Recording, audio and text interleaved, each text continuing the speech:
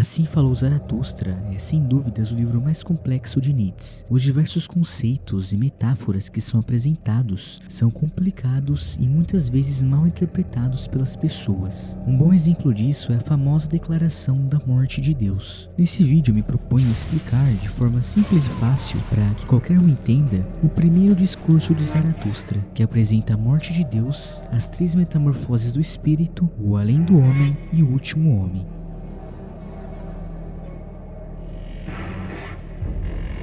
No início do livro, somos apresentados a um personagem chamado Zaratustra. Ele é um profeta que viveu isolado nas montanhas, regozijando e gozando do seu espírito e da solidão por 10 anos. Mas um dia, enquanto observava o sol, seu coração mudou, e Zaratustra desce das montanhas para compartilhar sua sabedoria com os humanos inferiores. Pois assim como o sol necessita daqueles aos quais ele ilumina, Zaratustra também necessita doar o que lhe é abundante, que nesse caso é a sabedoria que ele acumulou nesses 10 anos de solidão. Descendo as montanhas, ele entra em uma floresta onde encontra um velho homem, uma espécie de eremita, que há 10 anos atrás tinha testemunhado sua subida à montanha. O velho diz notar uma mudança em Zaratustra, que, segundo ele, despertara de seu sono e voltara a ser criança. E então ele indaga: "O que quer tu, Zaratustra, fazer junto daqueles que dormem?" Provavelmente você não deve estar entendendo nada, mas tudo bem, eu vou te explicar. Só que antes eu preciso te contar uma história. Era uma vez um espírito que, agindo como camelo, pedia para carregar uma pesada carga e tinha orgulho em poder suportá-la. Esse espírito camelo foi até o deserto e lá se arrependeu de ter aceito essa pesada carga. Arrependido, ele se volta contra seu antigo senhor, que lhe deu essa carga. Nessa hora, o espírito camelo se torna um espírito leão e seu antigo senhor, agora seu inimigo, é um dragão. Esse dragão se chama Dever e suas escamas são feitas de todos os valores morais existentes. O atual espírito leão já foi o mais obediente desses valores morais, mas agora cansou deles e os abandonou. Porém, o espírito leão não consegue criar novos valores que ele quer ter. Para fazer isso, poder criar novos valores, esse espírito se transforma em espírito criança. O espírito criança possui a inocência e a ausência de lembranças do passado. Logo, ele não é influenciado na sua criação de valores, tais como ela deseja. Com isso, finalmente o espírito consegue criar seu próprio mundo.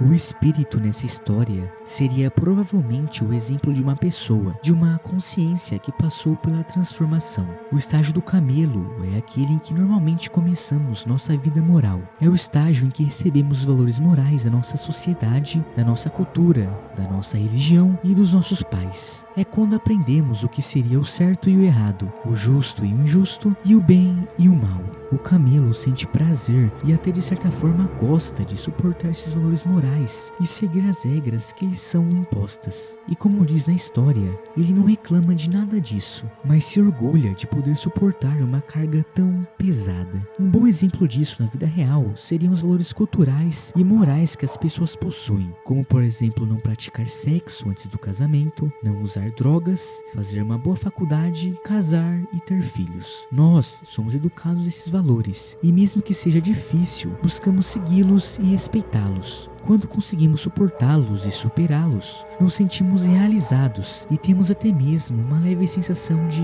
prazer. Agora, quando falhamos, nos sentimos culpados e humilhados por não ter sido capaz de suportar a carga. Porém, chega uma hora que isso começa a cansar. Esse rigor moral e excesso de regras começa a nos desgastar ao ponto de irmos ao isolamento, que na história seria o deserto em que o camelo vai. O deserto simboliza nosso estado de frustração e nosso sentimento de incompetência por não ter conseguido seguir os valores morais estabelecidos. Esse fracasso nos faz nos sentirmos tão culpados e errados que nos isolamos e, no pior dos cenários, entramos em profunda depressão. Até que chega uma hora em que decidimos parar de vez de viver essa loucura de regras sociais e valores morais. que nós nem percebíamos que estavam sabotando nossas mentes. Depois de perceber isso, começamos a nos ressentir do responsável por nos fazer carregar essa pesada carga e começamos a caçar quem foi o responsável por isso. Essa é a transformação do espírito camelo para o espírito leão. Geralmente vamos mirar nossa religião,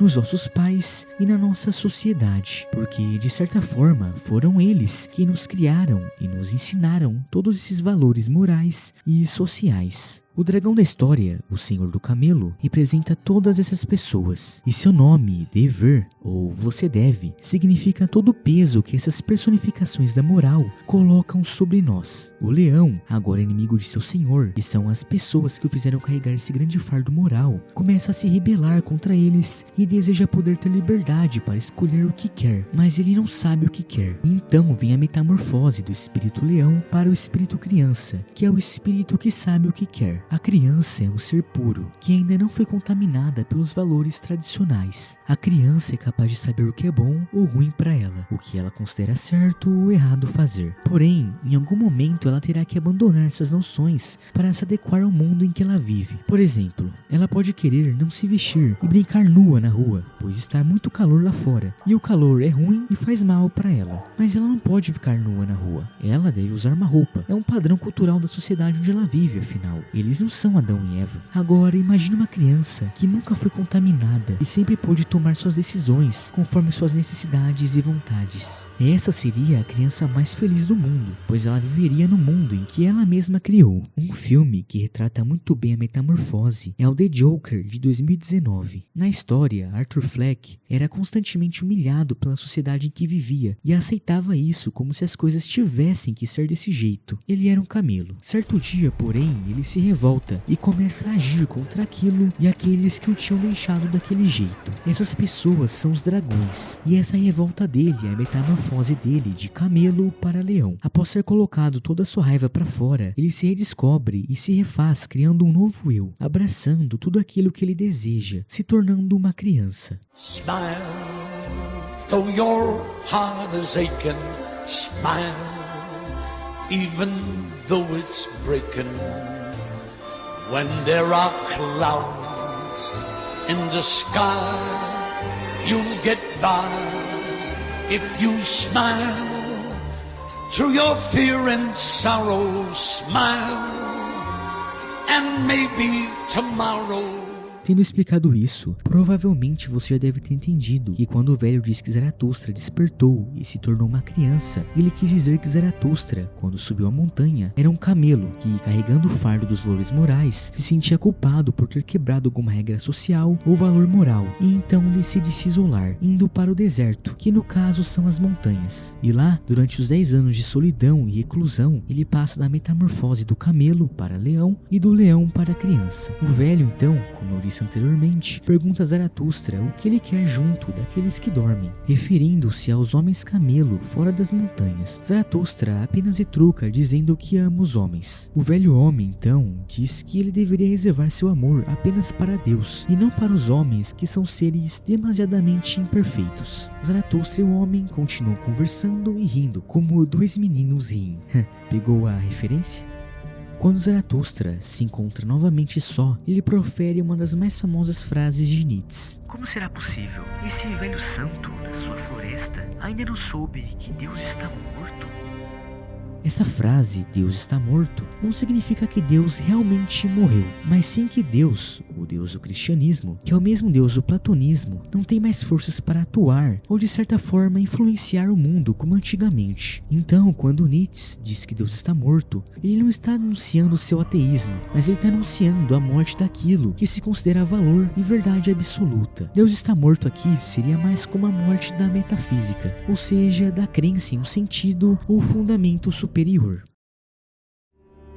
Quando Zaratustra desce as montanhas e chega à cidade, ele encontra diversas pessoas reunidas para assistir a apresentação de um equilibrista que andaria sobre a corda. Ele aproveita essa ocasião e começa a falar com o povo pela primeira vez. Em seu discurso, ele anuncia o além do homem como sentido da terra e critica aqueles que ainda se apegam a esperanças sobrenaturais e valores decadentes. O homem, diz ele, deve ser superado, não por fugir da vida, mas por afirmá-la plenamente. O além do homem é aquele que cria a si mesmo, um afirmador da vida. É alguém que encontra sentido aqui, nesse mundo, pois para ele não existe outro mundo além desse. É alguém que critica todos aqueles que se apegam a esperanças sobrenaturais ou a valores decadentes, que são valores das religiões, como do cristianismo, do judaísmo, do próprio budismo, porque todas essas religiões defendem esse dualismo, bem e mal, defendem um sobrenatural, um outro mundo além desse. E o além do homem é aquele que nega tudo isso e diz que ele vai afirmar